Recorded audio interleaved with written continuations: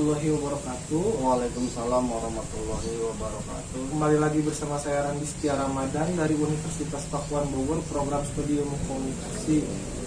Jadi di samping saya ini ada Bapak Mukhtar selaku guru di SD Desa Tambak Sumur, Tirta Jaya, Kabupaten Karawang. Sebelumnya Bapak memperkenalkan diri. Assalamualaikum warahmatullahi wabarakatuh. Nama saya Mukhtar Ramansa, guru SD Desa Tambak Sumur, Kecamatan Tirta Jaya, Kabupaten Karawang. Jadi kali ini saya akan mewawancarai seputar pandemi atau COVID-19 ini, Pak. Sebelumnya kalau Bapak bersedia untuk saya wawancarai? Ya, siap, bersedia. Jadi pertanyaan pertama seperti ini, Pak. Bagaimana cara kita menyesuaikan diri dengan kondisi pandemi saat ini? Jadi harus menyesuaikan diri di masa pandemi ini. Kita harus selalu mematuhi protokol kesehatan. Misalnya contoh memakai masker. Ya, jadi lebih mengubah kehidupan kita menjadi sebelumnya tidak menggunakan masker jadi sering menggunakan masker, ya Pak? Iya. Pertanyaan yang kedua, apakah kita harus khawatir dengan adanya virus corona atau COVID ini? Sebenarnya jangan terlalu khawatir. Kalau kita selalu mematuhi protokol kesehatan, ya terutama memakai masker, menjaga jarak, dan selalu mencuci tangan. Jadi tidak perlu khawatir, yang penting tetap waspada gitu ya Pak. Pertanyaan selanjutnya, ketika kita terkena virus ini, apa saja gejala yang kita rasakan? Ya, menurut saya atau sepengetahuan saya, kalau orang yang kena virus COVID-19 itu ya penyebabnya kadang-kadang kita sesak napas, kemudian demam, kemudian batuk-batuk sama pilek. Itu aja. Jadi itu yang kita rasakan ya Pak? Iya. Pertanyaan selanjutnya, apakah kita harus selalu menggunakan masker untuk mencegah virus ini? Ya, sebenarnya harus ya, untuk mencegah virus COVID-19 itu. Ya, kita harus memakai masker, jaga jarak, dan mengurangi kerumunan. Ya, jadi ketika kita mana-mana harus menggunakan masker ya Pak, untuk menjaga diri kita juga. Pertanyaan selanjutnya, menurut Bapak bagaimana cara mengatasi virus corona atau COVID ini agar kita tidak tertular? Ya, sementara kalau kita menjaga kesehatan, ya terutama harus banyak-banyak olahraga, dan kalau keluar rumah itu harus memakai masker, pola makan dijaga gitu kan, ya makan makananlah bergizi sehingga virus gak bakal masuk ke diri kita. Ya. Pertanyaan terakhir Pak, Ya. menurut Bapak sebagai seorang guru, apa tantangan guru dalam pembelajaran di masa pandemi seperti ini? Ya, susahnya di masa pandemi ini kita selalu mengikuti peraturan pemerintah, terutama pemerintah daerah. Kita sistem belajar mengajarnya harus tidak boleh tatap muka, dan dibatasi pembelajaran itu, kebanyakan siswanya itu dibatasi minimal 10 orang, dan itu juga kita paling bisa di rumah-rumah, bukan di tempat sekolah. Jadi melalui daring ya Pak? Ya, lewat daring bisa gitu ya. Ya. Jadi segitu saja pertanyaan dari saya kepada Bapak Mukhtar. Terima kasih Bapak, mohon maaf atas waktunya mengganggu. Ya, terima kasih. Ya, di samping saya ada Bapak Ajat selaku perawat di Desa Batu Jaya, Kabupaten Karawang. Mungkin bisa diperkenalkan Bapak Ajat? Iya, terima kasih buat saudara Randi Setia Ramadan. Perkenalkan nama saya Kecil Derajat, salah satu seorang petugas kesehatan di Desa Tampel, Batu Jaya, Karawang. Ya. Mungkin ada yang bisa saya bantu untuk mengenai pertanyaan. Jadi apakah Bapak Ajat bersedia untuk saya wawancarai? Oh iya, siap, bersedia. Pertanyaan pertama, bagaimana cara kita menyesuaikan diri dengan kondisi pandemi saat ini? Untuk menyesuaikan kondisi saat ini, ya sebisa mungkin kita harus menjaga kebugaran atau daya tahan tubuh kita biar supaya tetap fit. Jadi kebiasaan yang kita yang sebelumnya tidak menggunakan masker, jadi sekarang harus menggunakan masker ya, Iya. beraktivitas kayak gitu. Iya. Jadi pertanyaan yang kedua ini, apakah kita harus khawatir dengan adanya virus corona atau covid ini? Ya, kita sebagai tenaga kesehatan, ya kita harapkan kita sesuai dengan slogan yang sudah diterapkan oleh pemerintah kesehatan, jangan menyepelekan, jangan juga terlalu panik. Iya. Kita tetap harus waspada bahwa di tengah posisi pandemi seperti saat ini, kita harus tetap menerapkan 3M protokol kesehatan yang sudah diterapkan oleh pemerintah. Ya. Jadi harus tetap untuk mematuhi protokol Iya, kesehatan yang ada. betul. Jadi pertanyaan yang selanjutnya, ketika kita terkena virus ini apa saja gejala yang kita rasakan? Seperti umumnya, biasanya seorang penderita atau seorang pasien biasanya di suhu di atas 38, di atas 38,3, disertai batuk, sesak napas, Ya, jadi dan nafsu makan berkurang, seperti itu lah. Jadi itu yang kita rasakan ya, Pak. Iya. Jadi pertanyaan selanjutnya kayak gini, Pak. Apakah kita harus selalu menggunakan masker untuk mencegah virus ini?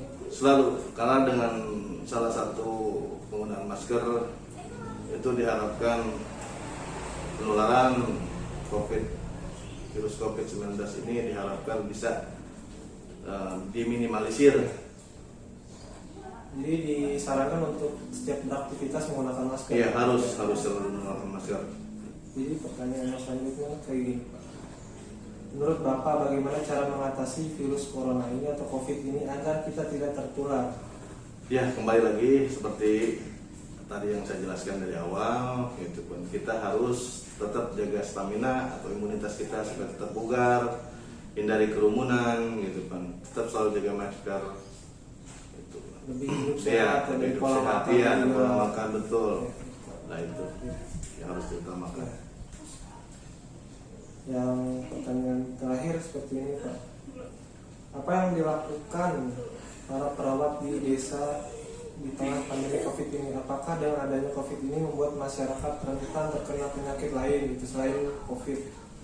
Ya, diharapkan memang untuk program perawat di desa itu diutamakan itu minimal untuk sebulan atau 2 minggu sekali itu udah sering dilakukan penyemprotan disinfektan gitu kan ya.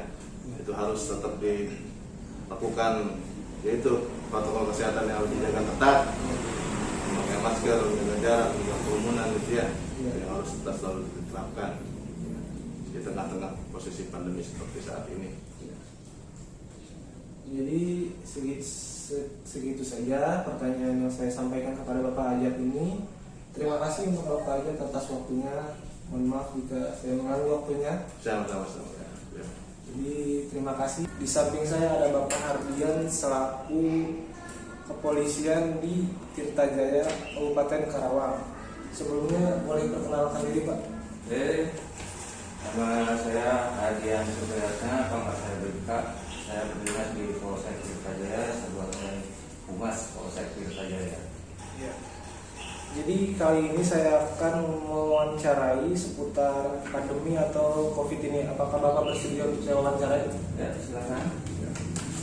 Jadi pertanyaan yang pertama seperti ini, Pak. Bagaimana cara kita menyesuaikan diri dengan kondisi pandemi seperti ini? Nah, untuk kita menyesuaikan diri, itu kan sudah dari anjuran masyarakat, dari pemerintah untuk masyarakat itu menjalankan 3M. Yang paling diutamakan itu adalah menjaga kebersihan, terus menjaga jarak kita, Jadi protokol kesehatan. ya patuhi protokol kesehatan. Ya. Jadi pertanyaan yang selanjutnya seperti ini, Pak. Apakah kita harus khawatir dengan adanya virus corona atau COVID ini? Untuk kekhawatiran itu boleh-boleh saja kita khawatir, dikarenakan kan itu virus corona ini kan tidak terlihat oleh mata. Kita perlu khawatir, tapi jangan terlalu berlebihan. Jangan sampai menjadikan itu sebagai ketakutan dari diri Nah, kita. itu. Jadi pertanyaan selanjutnya seperti ini, Pak. ketika kita terkena virus ini, apa saja gejala yang kita rasakan? Untuk gejala-gejala dalam yang terkena COVID-19 itu pertama dia akan merasakan tubuhnya selalu lelah, Ya. terus nyeri. Ya. Nah, terus Sistem tahap pernapasan. selanjutnya itu pernapasannya itu sesak, gitu kan. Terus yang tahap selanjutnya dia pasti kehilangan indera pengecap dan perasa. Ya. Gitu. Ya. Pertanyaan selanjutnya, apakah kita harus selalu menggunakan masker untuk mencegah virus ini? Untuk menggunakan masker itu sebenarnya wajib, karena tidak menutup kemungkinan gitu kan. Kita di jalan walaupun kita tidak bersentuhan melalui udara, itu bisa saja kita tertular. Itu wajib sekali kita menggunakan masker. Jadi disarankan agar ketika beraktivitas kita menggunakan masker ya Pak? Menggunakan masker. Pertanyaan selanjutnya, menurut Bapak bagaimana cara mengatasi virus corona atau COVID ini agar kita tidak tertular? Satu, kita harus menjaga dari pola makan. Ya. Pola makan kita yang pertama itu, yang kedua dari cara hidup kita. Kita harus dibiasakan cara hidup dengan bersih, gitu kan. Yang ketiga, kita harus patuhi apa yang dihimbau oleh pemerintah gitu, dalam pencegahannya. Nah itu, mudah-mudahan dengan menjalankan itu semua kita terbebas dari virus. Iya. Jadi kayak pola makan gitu juga Ya, dijaga, pola makan, asupan vitamin kita harus stabil. Jadi pertanyaan yang terakhir seperti ini Pak. Apa yang dilakukan Polri di tengah pandemi COVID ini? Apakah tugas yang dijalani semakin berat dengan adanya pandemi seperti ini? Nah, untuk Polri, kita itu dari atasan kami diperintahkan untuk selalu menghimbau kepada masyarakat untuk mematuhi protokol kesehatan yang telah ditentukan oleh pemerintah. Dengan cara apa? Dengan cara operasi justisi. Nah, itu untuk menegakkan, juga untuk meningkatkan kesadaran masyarakat untuk selalu mematuhi protokol kesehatan. Jadi lebih apa? Ada tambahan lah, ada tambahan dari tugas kita, gitu kan. Tugas pokoknya itu kan mengamankan, melindungi, mengayomi, melayani. Nah, itu salah satunya yaitu kita mengimbau ke masyarakat untuk selalu mematuhi protokol kesehatan. Ya, demi kesehatan mereka juga, demi mereka juga. Terima kasih Pak. Mohon maaf juga mengganggu waktunya. Ya, sama-sama. Di samping saya ada Mas Riki. Sebelumnya boleh memperkenalkan diri Mas Riki sebagai profesi apa? Oke. Sebelumnya, Assalamualaikum warahmatullahi wabarakatuh. Waalaikumsalam. Perkenalkan, nama saya Riki Muhammad. Saya selaku karyawan dari PT Siap Elektronik Indonesia di kawasan KIC Kabupaten Karawang. Ya. Jadi hari ini saya akan mewawancarai Mas Riki mengenai atau seputar virus corona atau COVID-19 ini. Sebelumnya saya meminta maaf kepada Mas Riki karena sudah mengganggu waktunya sebentar. Apakah Mas Riki bersedia untuk saya wawancarai? Ya, saya bersedia. Ya, jadi pertanyaan yang pertama itu seperti ini Mas. Menurut Mas Riki sendiri, virus corona atau COVID-19 itu apa sih? Jadi virus corona itu awal mulanya kan dari Wuhan, ya. Umumnya penderita atau yang terinfeksi virus corona ini akan terjadinya sistem pernapasannya terinfeksi, Iya. terus demam, sama batuk tidak berdahak. Ya, jadi lebih ke si virus ini tuh berbahaya terhadap pernapasan Ya. kita ya Mas. Ya, betul. Jadi pertanyaan yang kedua ini seperti ini. Apa yang membuat manusia atau kita bisa terkena virus ini? Nah, kita bisa terinfeksi virus ini karena kita tidak mematuhi protokol kesehatan, tidak menggunakan masker di saat kita berkerumun, tidak menjaga jarak. Nah, itu. Ya, jadi lebih ke menjaga kita diri sendiri ya, terhadap orang lain juga, berhati-hati Ya. di Ya, keramaian. Jadi pertanyaan selanjutnya, ketika kita terkena virus ini, apa saja yang kita rasakan atau gejala apa yang kita rasakan dari virus ini? Ya, jadi apabila kita terinfeksi virus ini, Ya. ya yang terjadi itu dia menyerang saluran pernapasan kita, Ya, ya seperti sesak, ya, terus demam, ya, terus batuk yang tidak berdahak, terus seperti itu. iya. Jadi, Umumnya, ya, ya. jadi itu yang kita rasakan. Ya. Mas. Selanjutnya, apakah kita harus khawatir dengan virus COVID ini atau virus corona ini? Ya, dia disebut khawatir, ya memang khawatir, apalagi Ya. kita kan berkeluarga, punya Ya. keluarga, kita kan kerja di perusahaan, bertemu banyak orang, Iya, iya. otomatis kan kita harus berjaga jarak, menjaga kesehatan kita, Iya. membawa pulang badan kita juga sehat buat keluarga, Iya. tidak menularkan buat keluarga, Iya. gitu. Intinya kita harus tetap mematuhi protokol kesehatan, ya, Iya, iya, gitu. iya. Jadi kita juga ketika sedang kerja juga mengingat keluarga di rumah Ya, gitu ya. betul. Ketika kita keluar apakah kita terkena virus atau tidak, Ya. makanya lebih menjaga Ya, diri kita ya. kita lebih menjaga diri kita.